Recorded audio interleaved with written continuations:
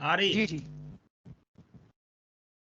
ऐसा कह देता है कि आज हम यहाँ पर अपनी, देखिए, जितने हमारे यहाँ पर्व त्योहार, जो हमारी संस्कृति में, हमारे जितने भी भारतीय संस्कृति में आते हैं, उनका कोई ना कोई महत्व जरूर होता है, उनका कहीं ना कहीं रिलेशन होता है।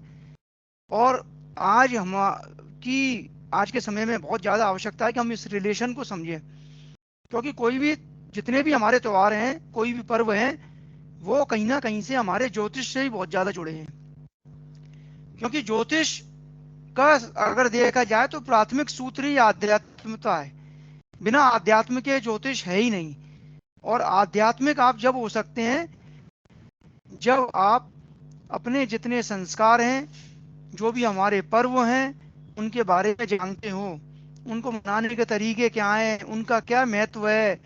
क्योंकि आज की पीढ़ी को ये जानना बहुत जरूरी है। पुरानी पीढ़ी तो इन मामलों में, हमारे दादी बाबा या हमारे जितने पूर्वज थे, वो तो इसमें बड़े पारंगत थे, क्योंकि वो तो अपनी, कहना चाहिए, जीवन की शुरुआती और इस धर्म से ही करते थे। मतलब उनके सारे काम, सारी चीजें, जितनी प्रक्रियाएं हैं, वो सारी की सारी धर्म पर आधारित रहती थी, संस्कारों पर आधारित रहती थी।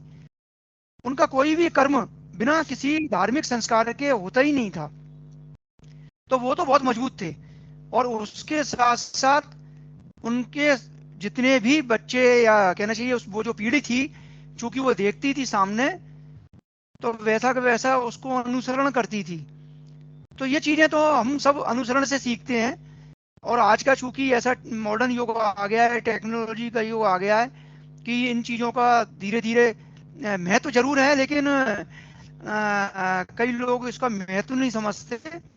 और आज मैं समझता हूँ कि शायद पिछले कुछ सालों से दोबारा इसका प्रचलन हुआ है। और हम सभी लोग इस प्रकार के त्योहारों का और हमारे जितने भी पर्व हैं, उनका महत्व समझने की कोशिश करने लगे हैं। देखिए, जब हम शुरुआत करते हैं, जब समझने की कोशिश करेंगे, तभी आगे बढ़ पाएंगे। जब तक हम समझेंगे ही नहीं, हमारे बच्चे नहीं जानेंगे कि संक्रांति क्या होती है। जब हमें नहीं मालूम तो हम उनको जवाब क्या दे पाएंगे।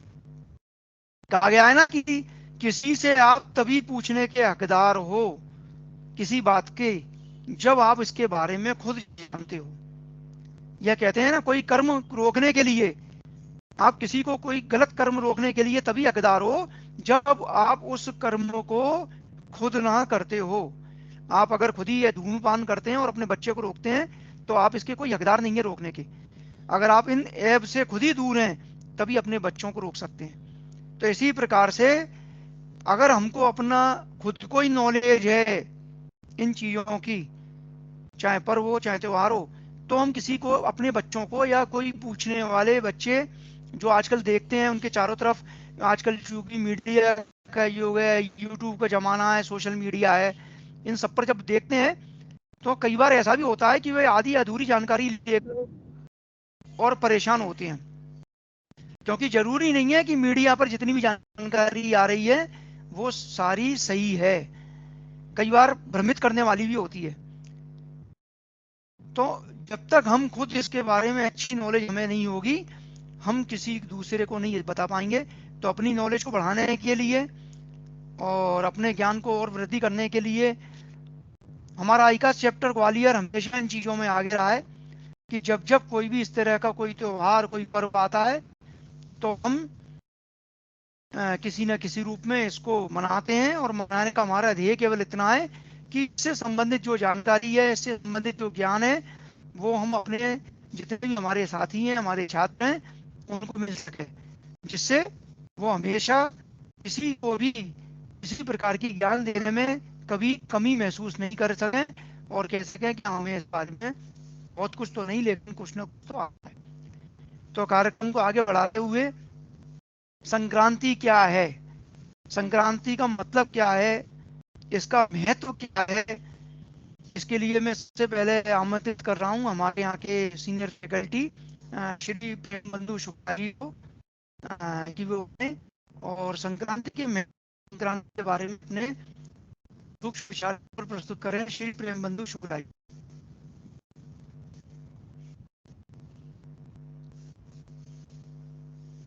जय गणपति जी। देखिए, हम लोग मकर संक्रांति के लिए बहुत अच्छी तरह से जानते हैं वीडियो कि सूर्य, सर वीडियो ऑन कर लीजिए दर्शन, सर वीडियो ऑन कर लीजिए, आ दर्शन रहा है जरूरी मेरा? है आपके। नहीं, नहीं अब वीडियो नहीं, भेजा अभी तो नहीं आ आ रहा रहा है। था, अब आ ना, अब आ रहा है, अब आ रहा है, चलिए, अब आगे आगे आगे। तो मकर संक्रांति का अर्थ हम सब जानते हैं, लगभग सब जानते हैं कि सूर्य मकर राशि में प्रवेश करता है, वो मकर संक्रांति। संक्रांति यानी संक्रमण काल, और ये बहुत पुण्य काल होता है, इतना हम लोगों को प्राय मालूम है। लेकिन बात उठती है कि केवल सूर्य के मकर राशि में, मतलब पहली बात तो केवल सूर्य का संक्रमण, और दूसरा मकर राशि में ही संक्रमण, क्योंकि सूर्य 12 राशियों में जाता है, तो उसके लिए इतनी बातें क्यों नहीं होती? नंबर एक। मेरा नंबर दो, चालू आप केवल ना, मैं तो अटेंडिंग से चालू है ना, इसलिए। दूसरा कि बाकी ग्रह भी तो दूसरी राशि में जाते हैं, तब उसको क्यों नहीं माना गया? थोड़ा सा ये विचार उठता है, और इसके बारे में बहुत कम चूंकि लिखा गया है या पढ़ा गया है, तो इसलिए मैं पहले इसके बारे में बात करूंगा। देखिए, अभी आपने सुना होगा प्रवीण जी जो बतला रहे थे कि मकर राशि में सूर्य उत्तरायण होता है, मतलब दो अयन हुए, एक नॉर्थ पोल एक साउथ पोल, तो सूर्य मकर राशि में उत्तरायण हो रहा है, इसलिए उसको प्रमुख माना गया। फिर अभी इसको और थोड़ा सा आगे बढ़ेंगे। दूसरी बात कि क्या पूरे 12 राशियों का संक्रमण नहीं माना गया, तो उसके बारे में भी अपने को ये जानना जरूरी है।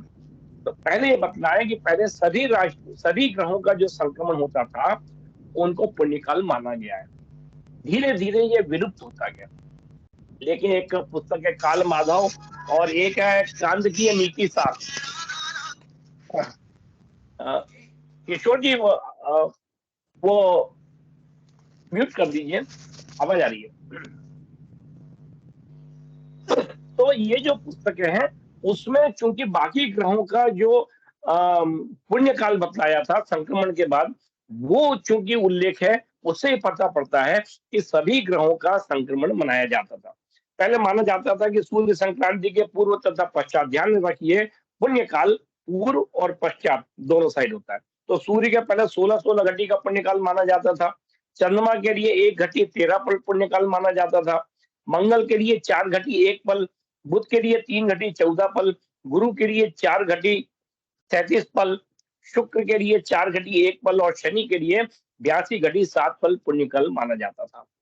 इसका मतलब पहले सभी ग्रहों का जो संक्रमण होता था दूसरी राशि में, वो सभी पुण्यकाल माना जाता था, लेकिन धीरे धीरे बाकी ग्रहों का संक्रमण खत्म हो गया। सूर्य चूंकि सारे ग्रहों का राजा है, तो भाई राजा को तो मानना ही पड़ेगा, तो सूर्य को माना गया, और चूंकि ये उत्तरायण होता है, इसलिए उसको प्रमुख महत्व दिया गया। और सवाल ये आता है कि 12 राशियों में जो संक्रांति हुई, मतलब संक्रमण हुआ, तो 12 संक्रांति हुई। और एक विशेष बात आपको बतला दें, कई बार जो मल मास होता है ना, मल मास खर मास बोलते हैं, मल मास होगा तब भी संक्रांति केवल 12 ही होंगी, मतलब सूर्य 12 राशि में ही जाएगा। ये पहली बात, ये नोट कर लीजिए। अब मकर से आगे की 6 राशियों तक, मतलब मकर से लेके 6 राशि कौन सी हुई? मकर, कुंभ, मीन, मेष, वृषभ, मिथुन। तो ये जो 6 राशियां हुई, यहां तक सूर्य उत्तरायण रहता है, ठीक है, और आगे की 6 राशियां दक्षिणायन। तो एक संक्रांति का भेद कौन सा हुआ? अयन के अनुसार, दक्षिणायन की संक्रांति और उत्तरायण की संक्रांति, ठीक है। तो पहला भेद तो हुआ अयन के अनुसार, दक्षिणायन और उत्तरायण संक्रांति। दूसरा क्या हुआ? विषुवत संक्रांति। अब इसमें आप लोग अभी शायद P1 वाले तो जानते हैं, बाकी लोग और नए स्टूडेंट जान जाएंगे कि आपने देखा होगा साल में 2 बार दिन और रात ठीक बराबर होते हैं, है ना। उस समय सूर्य एक बार मेष में और एक बार तुला में जब जाते हैं, तो वो वसंत संपात और शरद संपात कहलाते हैं। वहां दोनों दोनों समय दिन और रात बराबर होते हैं। तो दूसरी जो संक्रांति हुई वो विषुवत संक्रांति, ठीक है, दूसरा भेद। तीसरा भेद कौन सा हुआ? 4 संक्रांतियां षडशीति मुख कहलाती है। षडशीति मुख मतलब मिथुन, कन्या और धनु और मीन, ये जो 4 राशियां हैं, ये षडशीति मुख, ठीक है। और शेष जो 4 संक्रांतियां हैं, वो कहलाती है विष्णुपदी, या विष्णुपद भी कहते हैं, विष्णुपदी भी कहते हैं। ये हुई वृषभ, सिंह, वृश्चिक एवं कुंभ। ये तो था हमारा खगोलीय स्वरूप, और संक्रांतियों के जब 12 जो संक्रांति हुई उसका भेद। आगे चल के क्या हुआ कि हमने संक्रांति को देवी मान लिया। जब देवी भागवत में आप उल्लेख देखेंगे कि संक्रांति देवी है, इस वाहन पे चढ़ के आई है, कैसे बैठी है, कैसे लेटी है, मतलब ये कुछ नहीं, उसका धार्मिक और पौराणिककरण है। और उससे हमने जो संहिता ज्योतिष है, जो ऋतु, मतलब जो कृषि और मौसम, इसके बारे में जानकारी होने के लिए हमने उसका एक स्वरूप दे दिया। लेकिन ये संक्रांति जो है वो केवल सूर्य का एक से दूसरी राशि में संक्रमण। अब सवाल ये होता है ये संक्रमण कितनी देर रहता है। देखिए अभी जो चार्ट सामने आया है, तो इसमें देखिए ये जो मैं आपको बता रहा था, अयन के अनुसार 2 हो गई और 2 हो गई विषुवत संक्रांति, ठीक है, इसमें साफ दिख रहा है। अब सवाल ये आता है कि संक्रमण काल कितना समय रहता है। सूर्य धनु से मकर में जा रहा है तो कितनी देर जाता है, क्योंकि वही उसको पुण्य काल मानते हैं ना, तो कितनी देर जाता है। तो यहाँ पर आपको पता पड़ेगा कि हमारी संस्कृति में, हमारे ज्योतिष में काल की गणना कितनी कितनी माइक्रो सेकंड तक है। हम एक बार जो पलक झपकाते हैं, उस पलक झपकाने का 30वां भाग तत्पर कहलाता है। पलक झपकाने में जो टाइम लगता है उसका 30वां भाग तत्पर कहलाता है। और तत्पर का 100वां भाग, एक तत्पर का 100वां भाग त्रुटि कहलाता है। और त्रुटि का जो 100वां भाग होता है, अब सोचिए कितने माइक्रो सेकंड हुआ, तो उस माइक्रो सेकंड में संक्रांति होती है, संक्रमण होता है। सूर्य एक राशि से दूसरी राशि में जाता है। अब सवाल है कि हमने उसको पुण्यकाल माना, तो हम पुण्यकाल इतने माइक्रो सेकंड में, तो हम माइक्रो सेकंड में तो हम पुण्यकाल को नहीं मना सकते। तो फिर हमारे ऋषि मुनियों ने एक निश्चित किया कि भाई किसी ने कुछ कहा, किसी ने कुछ कहा कि इसमें इतने पल मानो, इसमें इतने पल। तो हम लोगों ने तय किया कि कुछ नहीं, हम 30 घटी जो है पहले और 30 घटी बाद में इसको पुण्यकाल मानेंगे। पुण्यकाल का मतलब व्रत करना है, दान देना है, जो भी चीजें करनी है।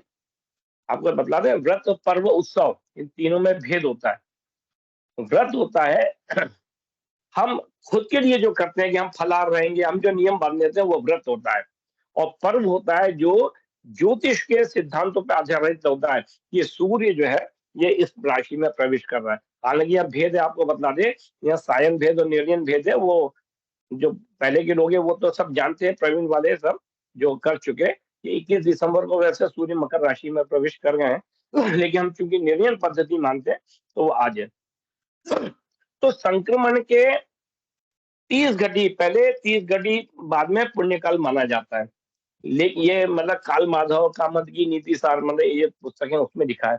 लेकिन अब यहाँ पर ये आ जाता है कि पुण्यकाल में ये नहाना चाहिए। और यदि रात को ये संक्रांति हुई तो क्या रात को नहाएंगे? ग्रहण के अलावा हमें रात्रि को स्नान कभी कहा ही नहीं गया है। तब क्या करेंगे? तो उसमें अब क्या है, देखिए उसके भी नियम है। यदि दिन में संक्रांति है तो पूरा दिन हमारा पुण्यकाल है। स्नान, ध्यान, जप, तप, दान, सब चीज हम कर सकते हैं अगर दिन में संक्रांति हो तो, मतलब सूर्योदय से सूर्यास्त के बीच में हो, अर्धरात्रि से पहले हो, सूर्यास्त से अर्धरात्रि के बीच में अगर हो, तो जो पहला जो दिन है उसका जो उत्तरार्ध है, हम उस दिन नहाएंगे धोएंगे और जो भी पुण्य कार्य है वो करेंगे। अर्धरात्रि के पश्चात हो, जैसा कि अभी है, अर्धरात्रि के पश्चात यदि हमारा ये संक्रांति हो रही है, तो जो अगला दिन, मतलब 14 तारीख की रात को 2:46 या 48 हो रही है, तो अगला दिन का जो पूर्वार्ध है, मतलब सूर्योदय से सूर्यास्त के बीच में उसका आधा हिस्सा कर लो, वो पूर्वार्ध कहलाया, वो पुण्य काल है।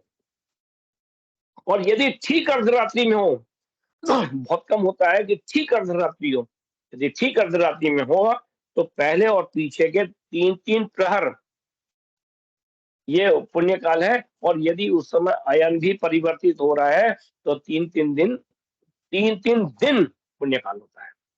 ये हमारे ऋषि मुनियों ने इसके लिए जो नियम निर्धारित किए हैं, ये उसका है। पुण्य काल में तो बहुत सारा है, क्या करना चाहिए, क्या तप करना चाहिए, दान करना चाहिए, ये अलग चीज है, तो इसके बारे में तो नहीं। मैंने जो संक्रांति का जो भेद था, कितने प्रकार की होती है, उसके बारे में बतलाया। धन्यवाद। जय गणपति की। जय गणपति की सर। संक्रांति के महत्व के बारे में और वास्तव में संक्रांति क्या होती है और किस किस तरह से आपने इसके बारे में शुरुआत करके और संक्रांति का जो पर्व है क्यों मनाना चाहिए, क्या महत्व है, आपके अच्छी तरह से बताया। मैं समझता हूँ हमारे सभी साथियों को समझ में आया होगा। अब आते हैं हम कि देखिए, जब चीज़ शुरुआत कर रहे हैं तो पूरे डिटेल में ही पढ़ना चाहिए और हमारा सिद्धांत भी है कि हम किसी भी बात को अधूरी ना छोड़ें। तो इसको पूर्ण करते हुए जो अगला इसका जो पार्ट है कि वार के अनुसार और नक्षत्र के अनुसार इस पर इसका क्या फल होता है, तो उसके लिए मैं बुलाना चाह रहा हूँ हमारे यहाँ की जो फैकल्टी और आईकास की ट्रेजरर हैं, श्रीमती आरती शर्मा। तो श्रीमती आरती शर्मा जी आए और वार नक्षत्र के आधार पर इसका फल बताएं।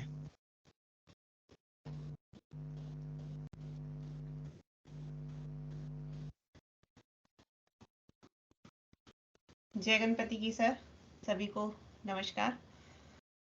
अब हम बात कर रहे हैं कि वार, नक्षत्र और काल के आधार पर संक्रांति का महत्व या उसका फल।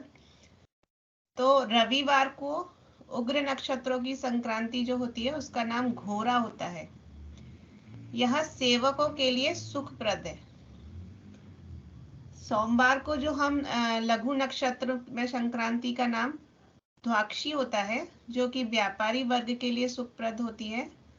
और मंगलवार को चर नक्षत्रों में संक्रांति का नाम महोदरा महोदरा होता है। यह तस्कर जैसे चोर वर्ग के लिए अच्छी होती है, शुभप्रद होती है। बुधवार को मैत्र नक्षत्रों में संक्रांति का नाम मंताग्नि होता है। यह राजा, प्रशासनिक वर्ग, क्षत्रियों के लिए सुखप्रद होती है, अच्छी होती है। उसके बाद आती है गुरुवार के लिए। तो गुरुवार को स्थिर नक्षत्रों में संक्रांति का नाम मंदा है।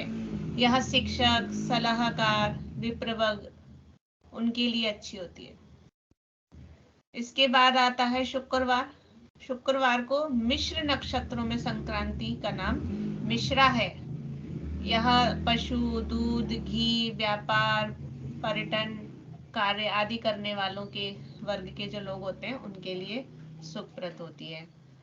बाकी शनिवार को तीक्ष्ण नक्षत्रों में जो संक्रांति होती है उसका नाम राक्षसी है। यह निम्न वर्ग, नीची जाति के लोग, जाति वर्ग के लिए सुखप्रद होती है। इस प्रकार से वार नक्षत्र से हम संक्रांति के फल देख सकते हैं।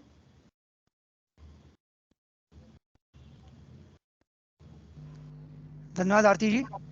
एक सूक्ष्म रूप में आपने, क्योंकि हर उसका कहीं ना कहीं प्रभाव है। जब हम कोई भी फलित करते हैं तो इन सब चीज़ों का समावेश करना पड़ता है, क्योंकि केवल ये नहीं है कि संक्रांति आ गई तो इसका क्या फल हो गया। वार के अनुसार, नक्षत्र के अनुसार और जो भी उस समय का जो समय है उसके अनुसार किस समय प्रवेश किया है संक्रांति ने, हर चीज़ का एक अलग अलग फल है। और इसका बहुत अच्छा उपयोग हम मैथिली में सीखते हैं। जब विशारद में हमारा सब्जेक्ट है मैथिली, उसमें इन सब चीज़ों का हम अलग से सब्जेक्ट के रूप में पढ़ते भी हैं। तो आज चूंकि संक्रांति के बारे में बात चल रही है, तो सबसे पहले जब ये बात आती है फल की, तो फलित में भी, क्योंकि देखिए कोई भी ज्योतिष हम जब पढ़ रहे हैं तो ज्योतिष में भी ज़्यादातर लोग पढ़ने वाले यही सीखना चाहते हैं कि हम फलित सीख लें भाई, कि फलित हमको आ जाए, कुंडली देख के बता दें किसी को कि कैसे तेरा किस तरह का भविष्य है।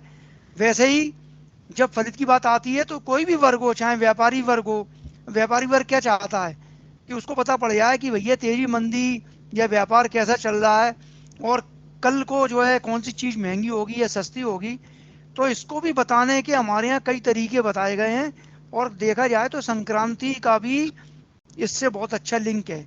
संक्रांति जो पड़ रही है, संक्रांति जो आ रही है, उसमें हम व्यापार का, तेजी मंदी का विचार कैसे करते हैं, किस तरह से इसका विचार किया जाता है।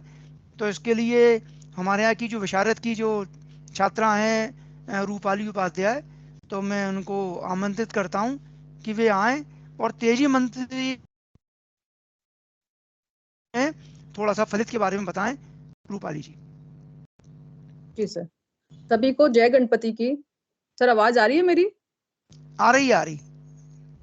जी जी सर, मैं रूपाली उपाध्याय, प्रवीण और ज्योतिष विशारद की छात्रा, आईकास ग्वालियर चैप्टर से श्री चतुर्वेदी सर के सानिध्य में मुझे करने का मौका मिला और मैं आप सबके समक्ष ये बताना चाहती हूँ, क्या संक्रांति से तेजी और मंदी का भी विचार किया जाता है? तो बिल्कुल हाँ, संक्रांति से तेजी और मंदी का भी विचार किया जाता है। जैसे मैं कुछ आपको ये विश्लेषण दूंगी। जैसे जगन्य नक्षत्र जो होते हैं अश्लेषा, शतभिषा, आद्रा, स्वाति, ज्येष्ठा और भरणी, और इसी प्रकार बृहत नक्षत्र तीनों उत्तरा फाल्गुनी, उत्तराषाढ़ा और उत्तरा भाद्रपद, रोहिणी, विशाखा और पुनर्वसु।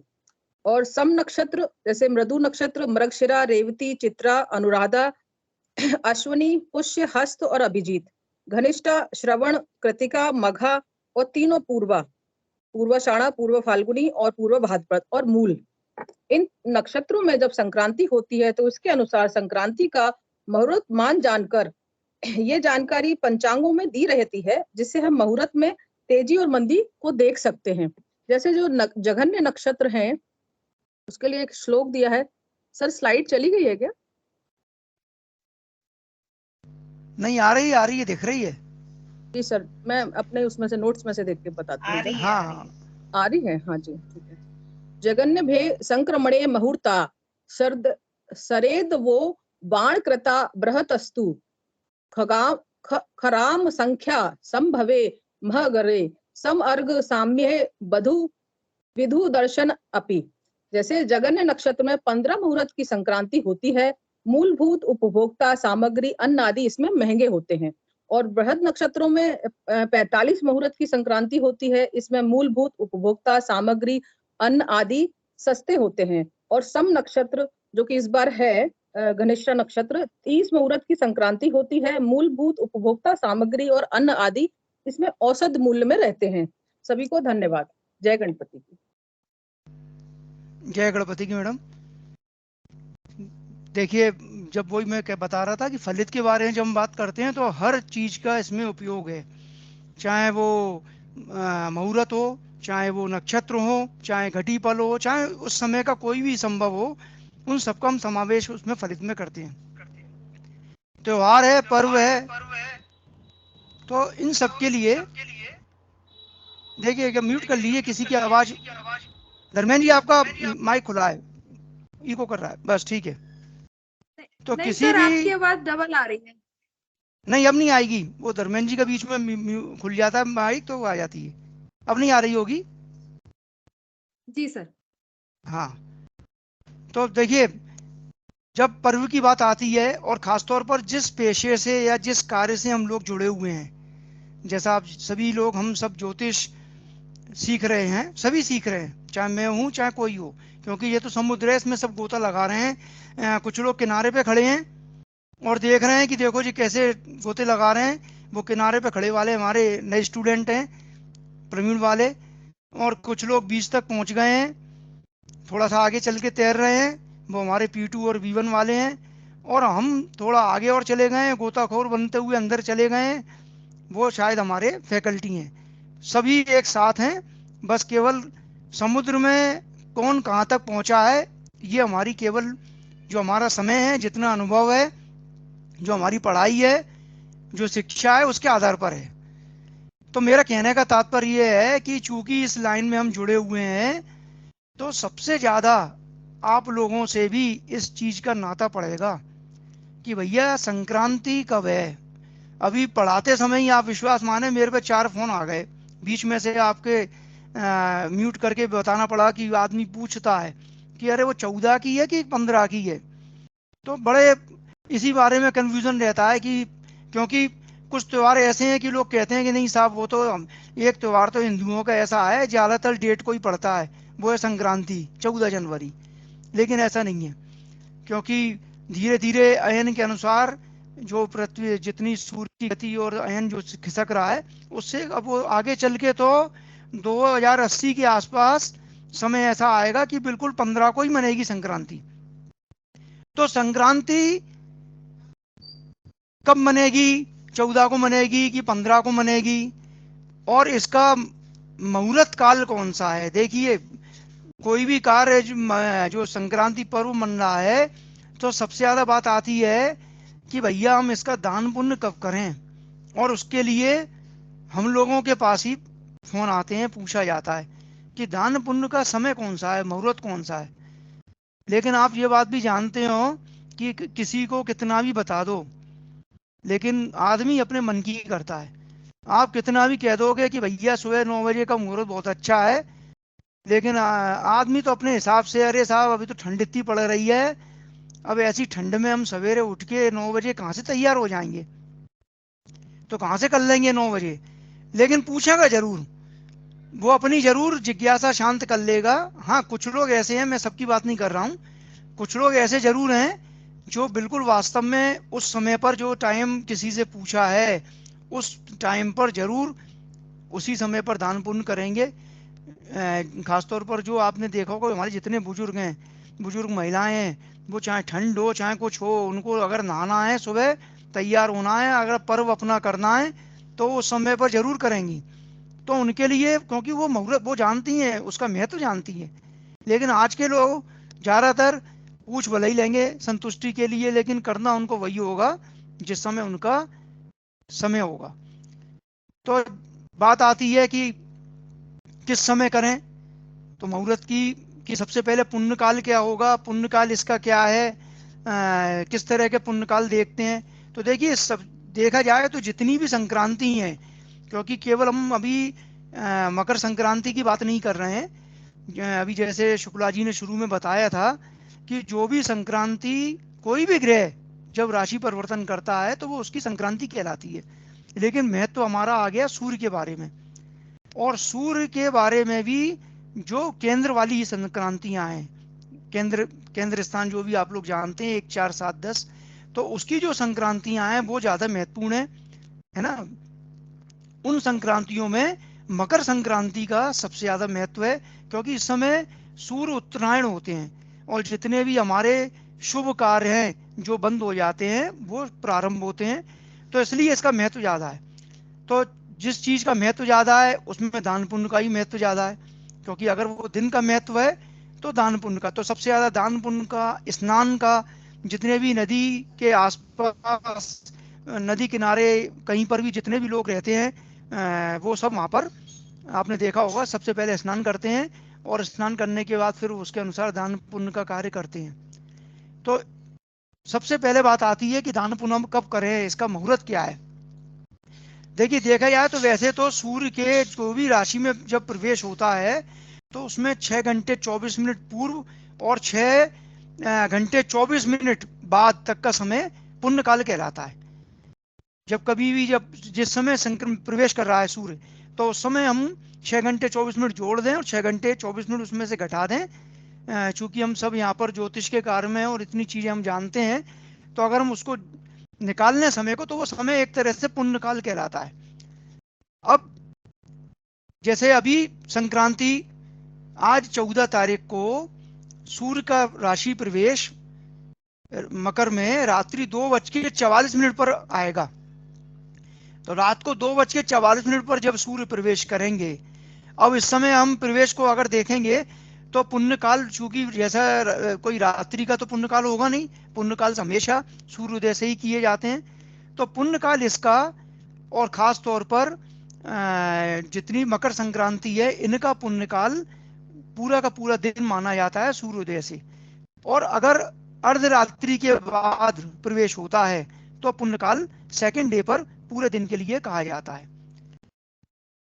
तो पुण्य काल इस संक्रांति के लिए अगर बात की जाए तो चूंकि रात्रि प्रवेश 14 जनवरी को सूर्य का हो रहा है 2:44 पर, इसलिए पूरा पुण्य काल कल 15 जनवरी को प्रातः काल सूर्योदय से और दिन भर तक सूर्यास्त तक रहेगा। अब सूर्योदय के लिए अलग अलग दिन के अनुसार उसका टाइम अलग अलग हो सकता है, अलग अलग स्थान के अनुसार, क्योंकि कई जगह सूर्योदय का समय सब स्थान पर अलग अलग होता है। तो जैसे कल की बात किया है, तो कल अपने अगर ग्वालियर की बात करें, चूंकि हम ग्वालियर की बात कर रहे हैं, तो लगभग 7:05 से इसका पुण्यकाल प्रारंभ हो जाएगा, जो दिन भर तक रहेगा। और पुण्यकाल के समय पर क्या करते हैं, ज्यादातर लोग दान पुण्य करते हैं। और कुछ समय पर यह भी कहा गया है कि पुण्य काल से पूर्व ज्यादातर जितनी भी महिलाएं हैं, क्योंकि देखिए ज्यादातर पर्व को कौन मनाता है, महिलाएं मनाती हैं, तो ज्यादातर जितनी भी महिलाएं हैं वो उस समय तक उपवास और निराहार रहती हैं। तो समय अगर सबसे अच्छा देखा जाए तो जो शुरू की जो 6 घटी हैं वो हम अगर ले लें, तो जैसे 9:30-10 बजे तक अगर देखा जाए तो वो पुण्य काल का समय बहुत अच्छा है। वैसे तो दिन भर है, लेकिन शुरू के जो 3, क्योंकि अगर निराहार रहकर और उपवास रहकर दे रहे हैं तो सही बात भी है, कई ऐसे बीमार लोग हैं मुझ जैसे डायबिटीज वाले, कि अगर मैं दिन में सुबह से लेकर शाम तक अगर कुछ नहीं खाऊंगा तो मैं अपनी पहले तबीयत देखूंगा, अपना शरीर देखूंगा, कि पुण्यकाल देखूंगा। तो उस समय से हम उस समय को चूज कर लें जो ज़्यादा अच्छा समय है। तो इसलिए पुण्यकाल, जैसे आपके सामने जो स्लाइड दिख रही है, मैं अभी बता रहा था कि किस तरह से निकालते हैं। अगर निकालते हैं तो जैसे 2:44 पर प्रवेश हो रहा है, उसमें से हमने 6 घंटे 24 मिनट पहले और 6 घंटे 24 मिनट बाद, तो 2:44 में से 6 घंटे 24 मिनट हमने निकाले, तो शाम के 5:20 से स्टार्ट है, और 2:44 से 6:24 हो गए। और गुरुजी 5:20 कैसे होगा? गुरुजी 5:20 कैसे होगा? 8:20 होना चाहिए। हेलो गुरुजी 5:20 तो नहीं हो सकता ना? नहीं, पिछला है ना, माइनस किया है ना, तो पिछला 8:20 होगा गुरुजी। हाँ, उसमें घटाने में कैलकुलेशन में अच्छा, हाँ कुछ गलती हो सकती है। हाँ, ठीक। या आप जो 2:44 से माइनस करेंगे तो ये लगभग 6 घंटे पहले करेंगे, तो 4 12 और 4, हाँ लगभग वो 8-9 बजे से आएगा। वो गलत हो गया टाइप, कोई दिक्कत नहीं।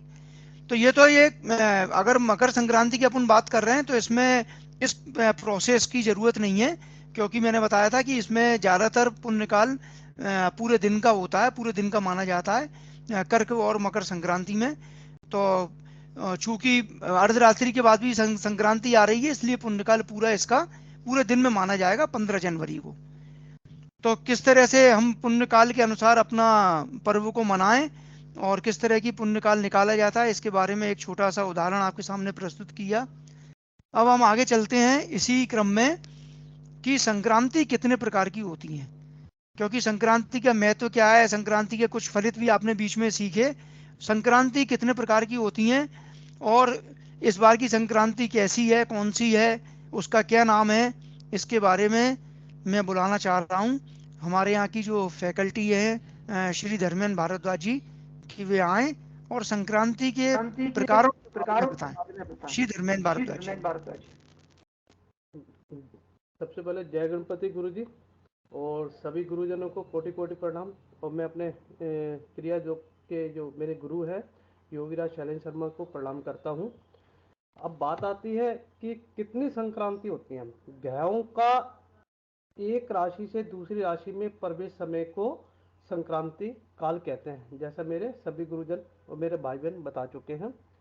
यहाँ पर सूर्य संक्रांति की विवेचना करता हूँ, क्योंकि सौर मास सूर्य संक्रांति से होता है और उसी के अनुसार वर्ष, ऋतु, अयन और मकर पर्व सब संक्रांतियां अब उससे संबंध रखते हैं। संक्रांतियां 2 प्रकार की होती हैं, एक सायन संक्रांति कहते हैं और एक निर्णय संक्रांति कहते हैं। जो अयनांश युक्त स्पष्ट सूर्य की संक्रांति का सायन सूर्य की संक्रांति को हम सायन सूर्य संक्रांति या अपन दृश्य संक्रांति के नाम से भी इसको जानते हैं। और दूसरी होती है नारायण शुभ संक्रांति। किंतु धर्मशास्त्र और फलित ज्योतिष में हम निर्णय सूर्य संक्रांति को ज्यादा महत्व देते हैं। अब संक्रांति के नामों की बात आती है तो उसमें आता है एक घोरार संक्रमण ग्रह वो ही शुद्रान, अर्थात इस यदि रविवार हो और उग्र नक्षत्र हो, जैसे मेरे सहपाठियों ने बताया, तीनों पूर्व भाद्रपद, पूर्वाषाढ़ा और पूरा फाल्गुनी और भरणी और मगा, ये इसको हम घोरा संक्रांति के नाम से जानते हैं। और इसका जो फल होता है उस मास में शुद्ध वर्ण यानी कि जो सेवक जो कार्य करने वाले होते हैं उनके लिए शुभदायक होती है। ध्वांची विशो लघु विदो चा छर्चे भूमि, अर्थात सोमवार और लघु नक्षत्र, अश्विनी, पुण्य और अभिजीत और हस्त नक्षत्र वालों के लिए ध्वांची संक्रांति कहलाती है। और यहाँ पे इसका फल बताया है वैश्यवर्ण यानी कि व्यापारी लोगों के लिए सुखप्रद होती है। तीसरा था चौरान महोदरयुता नप्रति ने गमेत्रे, अर्थात मंगलवार और चर नक्षत्रों स्वाति, पुनर्वसु, स्वर्ण और धनिष्ठा नक्षत्र, इसको मौद्रा संक्रांति के नाम से जानते हैं। यह चोरों या तस्कर जो कार्य में लगे रहते हैं उनके लिए सुखप्रद होती है। मंदाकिनी स्थुग्रो सुखेच मंदाह, अर्थात बुधवार और मैत्र नक्षत्र ये मंदाकिनी संक्रांति होती है। और इसमें जो नक्षत्र आते हैं मृगशिरा, चित्रा, अनुराधा, रेवती नक्षत्र होते हैं। इसका ये फल ऐसा बताया कि जो राजाओं को सुख प्रद होती है। आज के दौर में हम प्रशासनिक अधिकारियों को भी अपन मानते हैं और जो क्षत्रियों के लिए भी हितकारी होती है, ऐसा इसमें बताया जाता है।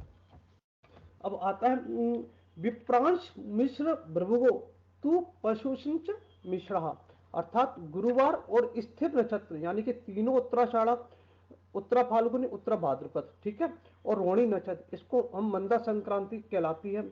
और इसका जो फल होता है वो विप्रमण यानी ब्राह्मण को सुप्रद होता है। अब ब्राह्मण का जो कार्य होता है जैसे शिक्षक होते हैं, सलाहकार होते हैं, ये ऐसा जो कार्य कर रहे हैं उनके लिए लाभप्रद होती है। अब तीसरा होता है एक शुक्रवार और मिश्र नक्षत्र के नाम से जो संक्रांति कहलाती है उसे मिश्रा संक्रांति कहते हैं।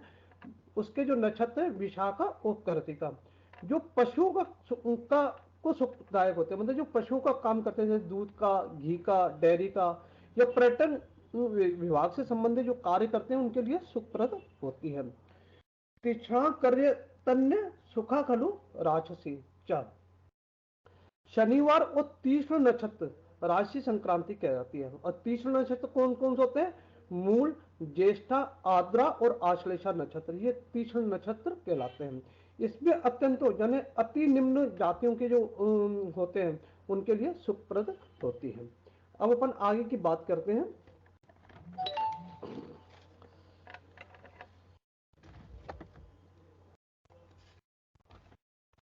मकर संक्रांति का जो फल बताया इसमें दो प्रकार की होती है। एक तो अपन बात करते हैं संक्रांति शुभेच्छी संक्रांति कहलाती है और दुर्भिक्ष संक्रांति कहलाती है। जो सोमवार, बुधवार और गुरुवार यदि कर्क संक्रांति होने पर वर्ष में शुभेच्छ और रविवार को औसत शुभेच्छ और मंगल और शनिवार को दुर्भिक्ष की स्थिति बनती है। और अब इसके बात करते हैं अपन खड़ी और लेटी संक्रांति की। जैसे खड़ी लेटी बैठी संक्रांति का विचार वर्षा और फसल के लिए किया जाता है और यह करणों के आधार पर अपन इसका विचार करते हैं। संक्रांति जो कि सुप्त लेटी हो तो करण उसमें होते हैं तेतिल, नाग, चतुष्पश और फल होते हैं वर्षा की कमी और अनाज। यदि बैठी संक्रांति उसमें गर, वणिज, विष्ट और बव और बालक, इसमें वर्षा का सम यानी कि सामान्य और तेजी मध्य रहती है। और एक होती है खड़ी संक्रांति जिसमें किस्तुग्न, शुक्नी और कौलभ, यहाँ पर उत्तम वर्षा और अच्छी फसल की बात करते हैं। अब इस बार जो संक्रांति आती है वो विष्टिकरण में आ रही है, जो सामान्य वर्षा की बात करेगी और तेजी मध्य का दौर रहेगा। इससे अपन ऐसे फलित करते हैं। अब बात करते हैं अपन संक्रांति में क्या महत्व है। मकर संक्रांति, इसका वाहन अश्व है और उपवाहन सिंह है। ये विप्र जाति के जो लोग होते हैं उनके लिए काफी अच्छी होती है। वृद्धावस्था में इसका बहुत अच्छा उनके लिए थोड़ा सा नुकसानदायक है। काले वस्त्र, शस्त्रों में जो भाला का उपयोग करते हैं उन लोगों के लिए थोड़ी परेशानी होती है। पात्रों में पत्ता होता है उसमें होता है। और चटपटा मतलब खाने का जो स्वाद होता है उसे चटपटे वालों के लिए। और लेपन की जब बात करते हैं तो हल्दी का जो लेपन लगता है उसके लिए और पुष्पों में धूप के लिए, इन सभी के लिए कष्टप्रद है और हानि या स्थिरता देने वाली है। अब अपन कुंभ संक्रांति की बात करते हैं। इसका वाहन सिंह है और उपवाहन गज है। यहाँ पर सफेद वस्त्र और बंदूक में स्वर्ण मतलब सोना, और हथियारों में अपन बात करें कि बंदूक और अन्न और लेपन में बात करते हैं तो कस्तूरी, और जाति में बात करते हैं तो देव जाति के जो लोग होते हैं उनके लिए, और पुष्पों में अपन बात करते हैं तो सफेद कमल के पुष्प, और बच्चों यानी कि बाल अवस्था, इन सभी के लिए नुकसानदायक और कष्टप्रद रहेगी। जब मीन संक्रांति आएगी तो उसका वाहन होता है वज्र, व्याघ्र, और उपवाहन होता है अश्व। यहाँ पर पीला वस्त्र होता है और गदा, मतलब शास्त्रों शस्त्र में बात करेंगे गदा शस्त्र वाले, और अपन धातु में बात करेंगे तो चांदी, और दूध, और लेपन में अपन बात करते हैं केसर के लेपन वाले, और जाति में भूत जाति के होते हैं, और पुष्प में चमेली, और कुमार अवस्था में यह भय और नुकसान को प्रतीत करेगी। जब हम मेष संक्रांति की बात करते हैं तो उसका वाहन होता है वराह, और उपवाहन होता है वृषभ, और वस्त्र होता है हरा, और जहाँ पे जो लोग तलवार का यूज करते हैं, और तांबे के पात्र, बिच्छा पात्र मतलब मांगने वाले, और चंदन और लेपन जिसका होता है, लेपन में चंदन, और सर्प जाति, और बकुल के पुष्प, और मुक्ताभूषण, और कताल का अवस्था, यानी कि इन अवस्था व्यक्तियों को पीड़ा पहुंचाने वाली होगी।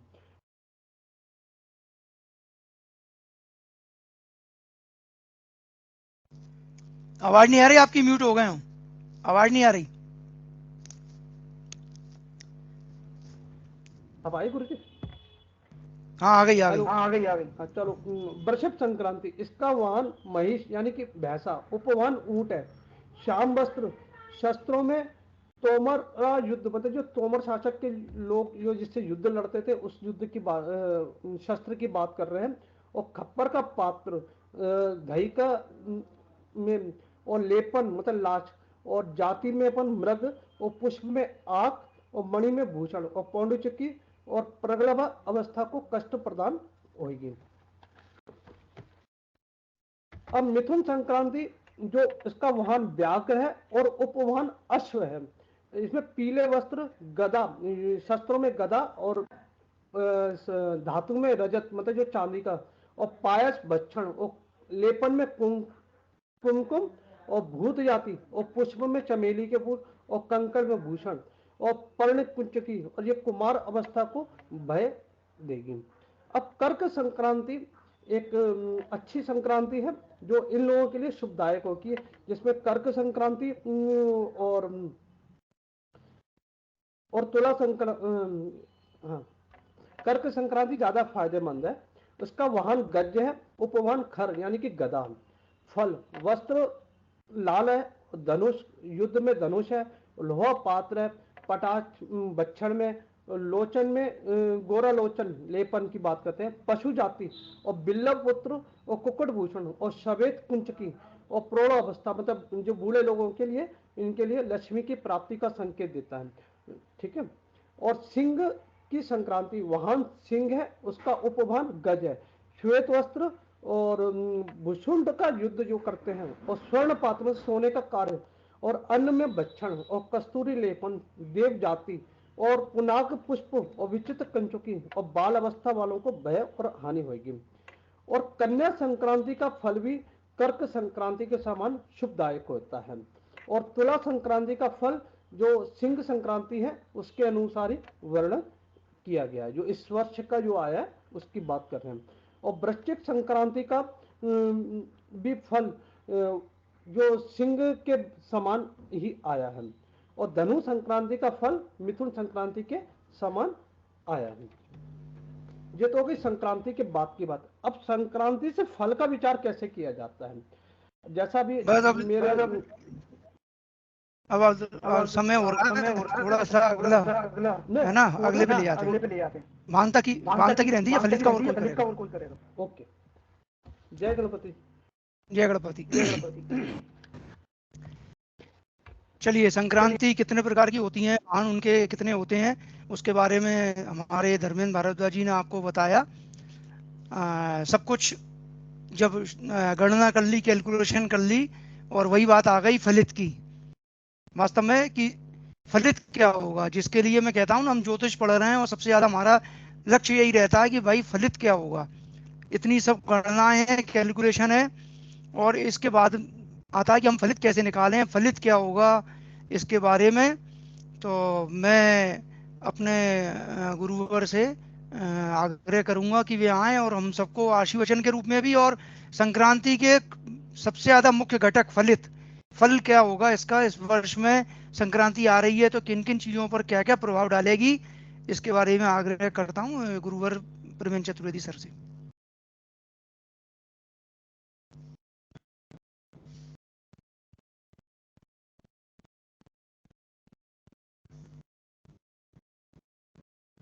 जय गणपति की। जय गणपति। जय गणपति की गुरुजी। जय गणपति।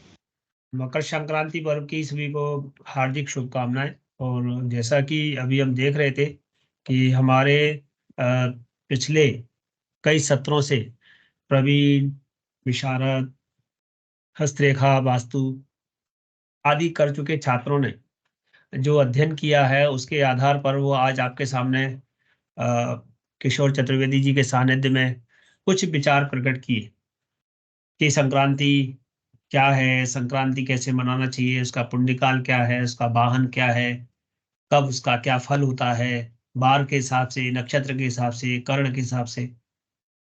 और इसमें सबसे ज्यादा महत्वपूर्ण जो संक्रांति है वो मकर संक्रांति है। तो सबसे ज्यादा मकर संक्रांति का महत्व इसलिए है कि देखिए हमारे यहाँ 4 संक्रमण काल होते हैं, विशेष संक्रमण होते हैं,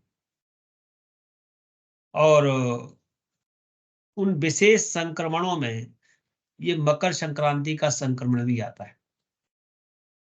जब जब ऋतुओं का परिवर्तन होता है तब एक संक्रमण निकल के आता है, और वह संक्रमण वायरस या वायरल उत्पन्न करता है।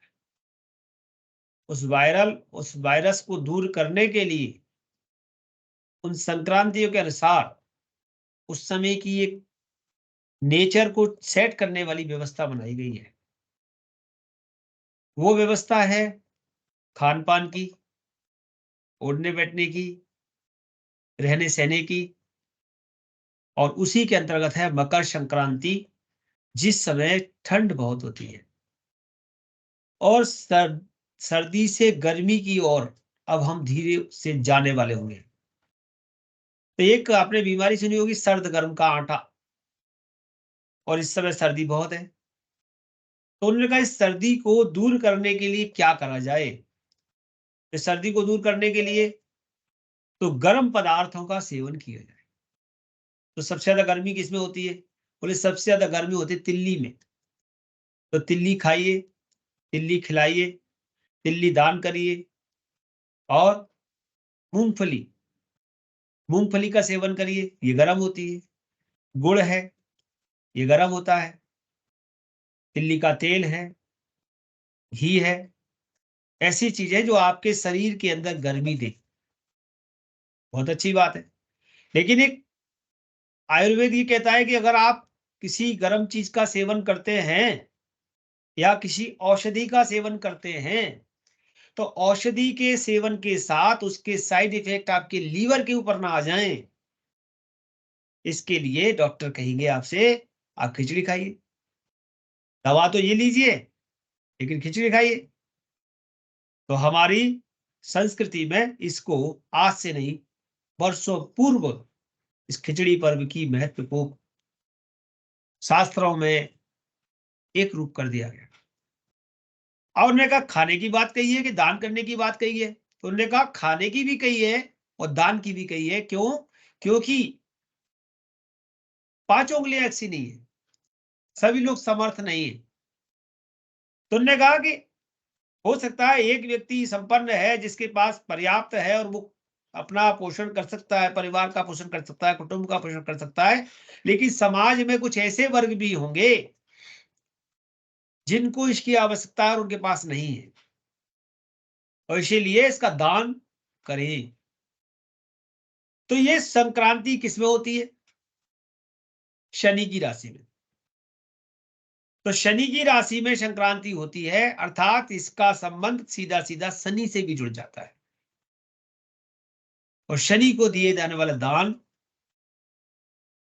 आप समझ लीजिए कि जो दीनानाथेभ्यः, जो इसके अधिकारी हैं उन सबको पहुंचना चाहिए। जो कहीं सर्दी में ठिठुर रहे हैं, जिनके पास इस प्रकार के अन्न की व्यवस्था नहीं है, उनके लिए गर्म कंबल, गर्म तिल्ली आदि के पदार्थ और समय के अनुसार थोड़ा सा कृष्णा अर्थात खिचड़ी, ये उनको मिलना चाहिए। और वो कौन देगा? तो एक संपन्न वर्ग एक अपने अपर वर्ग को देता है। इसको दान के रूप में एक लोक परंपरा बनाई गई है और दान भी है। यानी यहां पर वैज्ञानिक दृष्टिकोण से आप देखोगे तो ये दान समाज हित के लिए संसार में बनाया गया था। तो जिस प्रकार से इस दान की बात कही गई है उसे हम करते हैं। इस बार 15 जनवरी 2024 को जो संक्रांति है, पौष शुक्ल तृतीया रविवार को संक्रांति है, अर्थात आज तृतीया तिथि है, शाम चतुर्थी आ जाएगी। अर्धरात्रि में 2:44 पर हो रही है। तो बार का जो क्रम है हमारा सूर्योदय से सूर्योदय तक होता है, अर्थात आज पूरा बार रविवार माना जाएगा। तो ये संक्रांति रविवार में हो रही है, लेकिन इसका पुण्य काल जैसा कि अभी किशोर चतुर्वेदी जी ने बताया था, सूर्योदय के बाद कल होगा, सूर्योदय बेला में।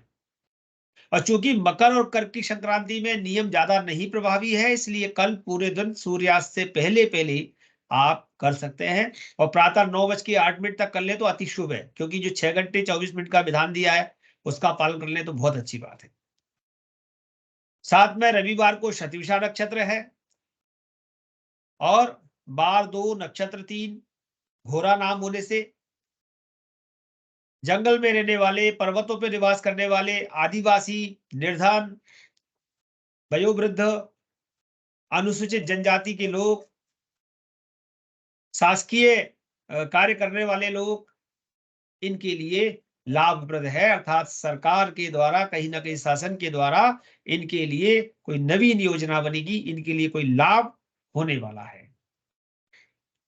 चूंकि इसका नाम महोदरी भी है, तो महोदरी उदर कहते हैं पेट को, जिसका पेट बड़ा हो। और पेट बड़ा कब होता है? जब कोई ठगी करता है, जब कोई चोर कार्य करता है, जब कोई लोभ प्रलोभ करता है, जब कोई ज्यादा संग्रह करता है, जब कोई ज्यादा स्टॉक भर लेता है, तो ऐसे लोगों के लिए ये मनोत्साहवर्धक है। अर्थात ऐसे लोगों के लिए अच्छा फल देने वाली सिद्ध हो रही है। रात्रि के तीसरे प्रहर में आ रही है, तो रात्रि का जो तीसरा प्रहर मतलब प्रातः होने से पूर्व, इसके कारण ये कहीं ना कहीं ऐसे लोगों के लिए नुकसानदायक है जो गायन, वादन, नृत्य, चलचित्र, अभिनेता, निर्माण करने वाले, इन लोगों के लिए अच्छी नहीं है, क्योंकि ये काल उनका नहीं है और ये दक्षिण की ओर गमन कर रही है, नैऋत्य दिशा में विष्टीकरण पे आई है। वाहन भी इसका अश्व है, जैसा अभी धर्मेंद्र जी बता रहे थे। तो इसका जो स्वरूप है उसका वर्णन भी उन्होंने किया कि इस बार की संक्रांति जो आई है वो अश्व पर बैठ करके वो काले वस्त्र पहने हुए है, उसके आयुध, उसके पास जो अस्त्र है वो कुंतायुध है, पत्र पात्र में भोजन करती है, विप्र जाति है, नीले वस्त्र, नील कंचुकी उसने पहनी हुई है और उसका स्वरूप थोड़ा सा वृद्धावस्था मतलब बूढ़ी सी है। यहां पर स्वरूप का वर्णन है, जो संक्रांति का स्वरूप है उसका वर्णन यहाँ। वैक्यू होने से 15 वोट की संक्रांति होने से, जैसे रूपाली जी बता रही थी, तो ये महंगाई की ओर थोड़ा सा सूचित कर रही है, जिसमें जो नक्षत्र का आधार है उसके आधार पर हरी चीजें, हरी मूंग, चावल, उड़द, काली मिर्च, ग्वार, तिल, गरम मसाला, चाय, तंबाकू, मेहंदी, रंग रसायन के पदार्थ, केमिकल, लोहा, सरिया, मशीनरी, कलपुर्जे, दलैन तिलैन, इनके महंगे होने की संभावना है। हालांकि जब संक्रांति के बल होते हैं तो एक संक्रांति से दूसरी संक्रांति पर उसके प्रभाव अंतर आता है, और भी ग्रह नक्षत्र बदलते हैं उनसे भी प्रभाव आता है, लेकिन उत्तरायण दक्षिणायन की संक्रांति लगभग 6 महीने तक अपने फल को देती है। रवि संक्रमण, रवि दिवस, नेता दलपति द्वंद्व और पद प्रलोभन की भावना, तंत्र लोक भी मंद।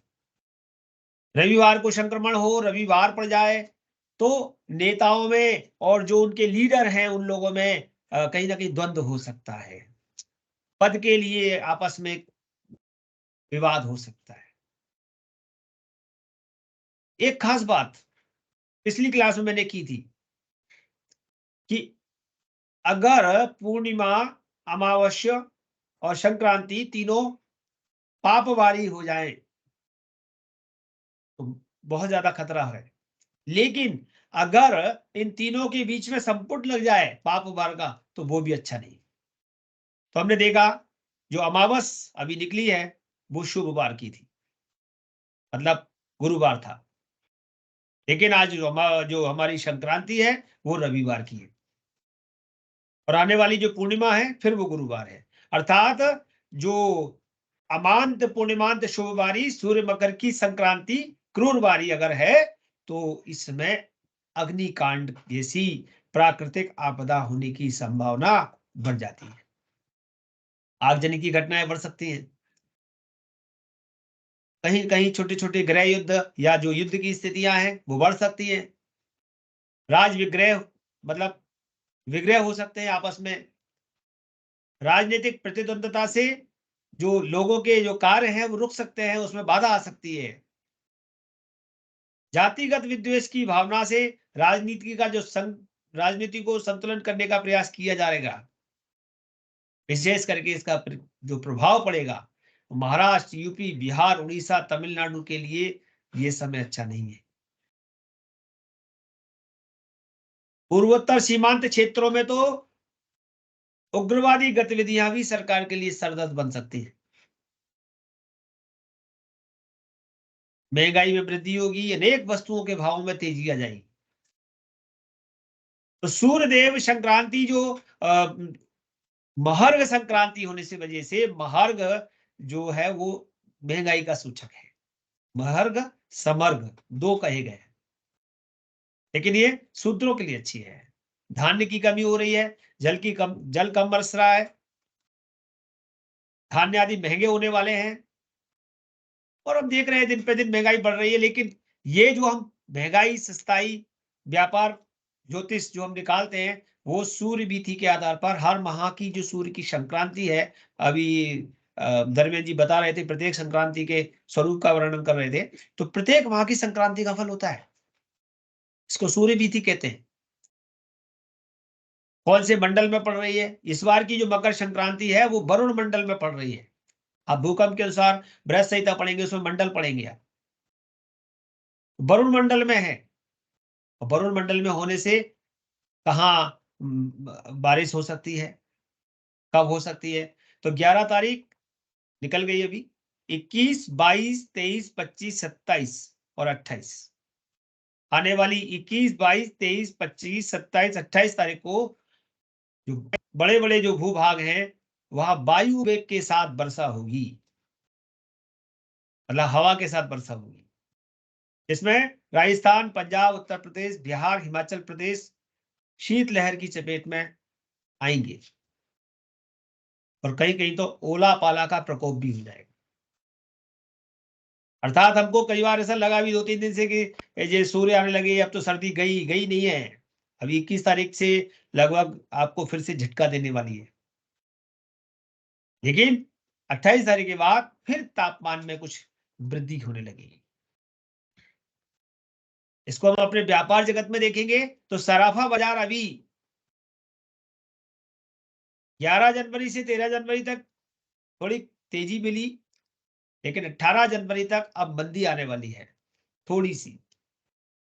अगर भाव 1 रुपया चल रहा है तो या तो वो स्थिर रहेगा या थोड़ा सा गिरेगा, लेकिन 19 जनवरी से फिर बढ़ेगा और ये बाजार का तेजी सराफे की देखो चाहे अन्य चीजों की 1 फरवरी तक रहेगी। 1 फरवरी के बाद फिर थोड़ा सा मंदी आएगी और 8 फरवरी से फिर तेजी चलेगी। ये हम 15 फरवरी तक की बात कर रहे हैं, क्यों? क्योंकि हम इसी महीने की बात करेंगे। इस बार इसमें तिलहन का बाजार, इसमें भी तेजी नजर आएगी, लेकिन ये स्थायी नहीं होगा। और दलहन तिलहन सोना चांदी बहुत सी ऐसी जो हमारे दैनिक उपयोग की जो पदार्थ हैं वो हमें कुछ महंगे सस्ते देखने को मिलेंगे, ज्यादातर महंगे देखने को मिलेंगे क्योंकि महर्ग की संक्रांति है। इस तरीके से इस बार की संक्रांति के विशिष्ट फल होने जा रहे हैं। आज की संक्रांति की चर्चा पर आप सभी लोगों ने ध्यानपूर्वक इसको सुना, समझा, समझने का प्रयास किया और उन छात्रों को, उन फैकल्टी मेंबर्स को बहुत बहुत धन्यवाद कि उन्होंने रुचि लेकर की आज मकर संक्रांति पर्व, जैसा कि प्रतिवर्ष आईकास मकर संक्रांति पर इस प्रकार की चर्चात्मक क्लास करते हैं, उसको यहाँ पर अच्छे स्वरूप में वर्णित किया, जिससे कि जो नए छात्र आ रहे हैं, जिन लोगों को या जो पुराने हो चुके हैं, उन सबको हमारी संक्रांतियों के बारे में, क्योंकि संक्रांति हमारा ज्योतिष का एक पार्ट है। आने वाले समय में लोग शेयर बाजार में, व्यापार ज्योतिष में और अन्य अन्य प्रकार से क्योंकि आर्थिक दौर है ये, और आर्थिक दौर के लिए जब तक आप मुंडन मेदिनी ज्योतिष या को नहीं समझेंगे, मेदिनी ज्योतिष का जो पार्ट जो संक्रांति है उसको नहीं समझेंगे, तो आप अपनी जो आर्थिक दुर्बलता है उसको दूर करने में उतने ज्यादा सक्षम नहीं हो पाएंगे। इसलिए आप सभी से विशेष आग्रह है कि मुंडन ज्योतिष की ओर जाइए अगर आपको व्यापार जगत में कदम रखना है तो। जय गणपति की। आज के लिए इतना है। किशोर सर। जय गणपति की। जय गणपति। जय गणपति की सर। बहुत अच्छी तरीके से, बहुत सूक्ष्म, मतलब पूरी क्लास के रूप में, व्रत रूप में आपने एक एक टॉपिक को समझाया। और संक्रांति का जो मैं कह रहा था सबसे ज्यादा जो मुख्य घटक है वो है फलित के बारे में। तो किस तरह से हम उसको फलित के रूप में देखते हैं, मैं समझता हूँ आज हमारे उपस्थित जितने भी लोग हैं उन सबको इसके महत्व के बारे में, फलित के बारे में बहुत समझने में पूरी जो है आनंद आया होगा। और इसी तरह से कोई जो भी पर्व पड़ता है, जो भी कार्यक्रम होते हैं, और उन सभी कार्यक्रमों में हम चाहते हैं कि हमारे जितने भी यहाँ के छात्र हैं, फैकल्टी हैं, वो अपनी सहभागिता सुनिश्चित करें, जिससे कि कम से कम उनका भी ज्ञान अर्जन बढ़ेगा और जितने सुनने वाले हैं उनका भी ज्ञान अर्जन बढ़ेगा। तो सभी को, यहाँ पर उपस्थित सभी लोगों को मकर संक्रांति की हार्दिक शुभकामनाएं। और मैं चाहता हूँ कि आपने सभी ने बहुत ध्यानपूर्वक सुना और संक्रांति के पर्व को जिस तरह से आज हमने चर्चा की है आप उस रूप में जरूर मनाएंगे, चाहे वो दान पुण्य की बात हो और चाहे संक्रांति मनाने की बात हो। तो सर्वेवंतु के साथ सर्वेवंतु करके गुरु जी कुछ कहना चाह रहे हैं? सूचना है, एक सूचना है जी। देखिए, रवि उत्तरायण हो गए हैं, हमारी कक्षाएं प्रारंभ हो गई हैं। कक्षाओं का टाइम टेबल आपको 1-2 दिन में शीघ्र ही आपके अपने अपने ग्रुप्स में आ जाएगा। तो जो नवीन छात्र हैं उनमें से अगर किसी की कोई फॉर्मेलिटीज रह गई हैं, वो अपनी डिटेल्स आदि नहीं दे पाए हैं, या पुस्तकें उन्होंने नहीं ले पाई हैं, या पुस्तकें लेना चाहते हैं, जो भी आपके विषय में चल रहा है आप उसे बहुत जल्दी कंप्लीट कर लें, क्योंकि जब विधिवत कक्षाएं प्रारंभ हो जाती हैं और हम कुछ आपको पढ़ा रहे होते हैं, उससे संबंधित आपके पास यदि मटेरियल नहीं होता तो आप उस समय परेशान होते हैं। किताब भेजने वाले को भी दिल्ली से आपके पास किताब भेजने में 5-7 दिन लग जाते हैं, क्योंकि डाक आने में समय लगता है। तो सभी नए पुराने विद्यार्थियों से एक आग्रह रहेगा कि अगर वो किताबें उनके पास हैं तो अच्छी बात है, नहीं है तो वो उनके ऑर्डर हमारे संस्था को कर दें, या वो डायरेक्ट करते हैं कहीं से तो वहां से ले लें, लेकिन अपनी पूरे मटेरियल के साथ पूर्ण रूप से तैयार रहें। क्लास का टाइम टेबल आपके सामने घोषित हो जाएगा, उसके अनुसार Saturday Sunday maximum classes Praveen 1-2 के लिए रखी गई हैं, और विशारद के लिए भी जो क्लासेस का टाइम आपस में निर्धारित हुआ है वो आपके पास मिल जाएगा। हस्तरेखा का संडे का क्लास है वो भी आपको मिल जाएगा, वास्तु का सैटरडे का क्लास है वो भी आपको मिल जाएगा। और आपको क्लास में कोई ऐसा लग रहा है कि हमें क्लास के टाइम टेबल में ये सुविधा या हम चाहते हैं, तो आप अपना विचार भेज सकते हैं। अगर हम उसको वहां पर शामिल कर पाएंगे तो हम बिल्कुल प्रयास करेंगे। इसके साथ आज की क्लास को सर्वभवन्तु करें। कोई प्रश्न हो तो पूछ लीजिए। जी सर। हाँ, किसी को कोई शंका, कुछ समाधान, कुछ पूछना हो तो जरूर पूछें। जय गण हैंड रेज है हाँ, किसका अलका है? जी कुछ पूछ रहे हैं। जी जी। सर, जय गणपति की। और सर, मेरी बुक्स नहीं आई हैं, अब उसी विषय में मुझे मालूम करना था कि बुक्स का क्या रहे। आपकी बुक्स जो है वो गुवाहाटी पहुंची है ना, तो वहां से वापस दिल्ली आएंगी, फिर दिल्ली से आपके पास आएंगी। Okay sir, thank you. अब बाकी जगह गुवाहाटी पहुंच गई है। ठीक है, चलिए, और किसी का क्वेश्चन नहीं है तो सर्वे बंद तो करवा दीजिए। जी सर। जी सर।